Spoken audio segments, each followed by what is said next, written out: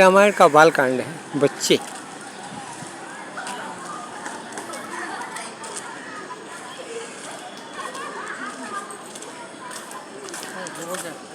ये भी बच्चे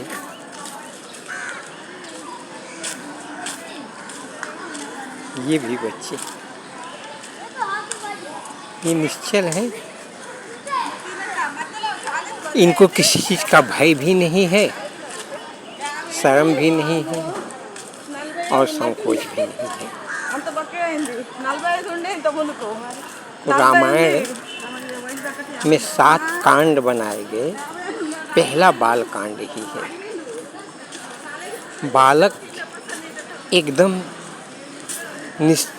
उसके अंदर छल नहीं रहता और हमारा प्रत्येक आदमी का जीवन बालक में जब प्रारंभ होता है तो मुझमें ईश्वर ही तो रहते हैं। सबके साथ हमारा व्यवहार वही रहता है। बाल कांड का है।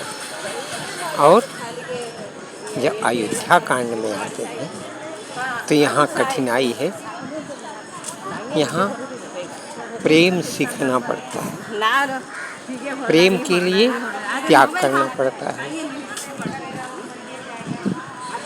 परिवार को कैसे चलाना है, अयोध्या मतलब होता है जहाँ कलह ही न हो। अपने परिवार के साथ इसमें सब अलग अलग विचार के लोग होते हैं। किसी की कुछ भावना होती है, किसी की कुछ भावना होती है। सब भावनाओं से प्रेम करना, सबके साथ मिलकर रहना, यह परिस्थिति आ जाती है कि हम लोग कैसे प्रेम करें। प्रेम करने के लिए कितनी सुविधा है, किससे प्रेम करना है। प्रेम अयोध्या में पहुंचने पर दशरथ जी सिखाते हैं, उनके पूरे परिवार का सिस्टम है प्रेम। आगे अरण्य कांड है, ये जंगल। और जब तक हम लोग वनवासी नहीं बनते हैं, तपस्या नहीं करते हैं, तब तक हमारी वासनाओं का अंत नहीं होता है। रामचंद्र जी, इसको हम मर्यादा पुरुषोत्तम कहते हैं, उन्होंने भी अपनी वासनाओं का अंत करने के लिए अरण्य वन में रहे। सीता जी उनके साथ रही। मनुष्य, मैंने कहा श्री रामचंद्र जी मनुष्य हैं, परंतु वो सब कुछ पारंगत हो गए, आचार्य हो गए, इसलिए उनको राम को ब्रह्म की उपाधि दे दी गई। ब्रह्म श्री रामचंद्र जी हैं,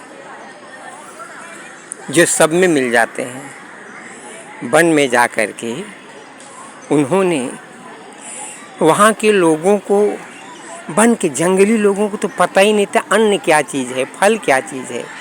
वहाँ के ऋषि मुनि भी मांसाहारी थे।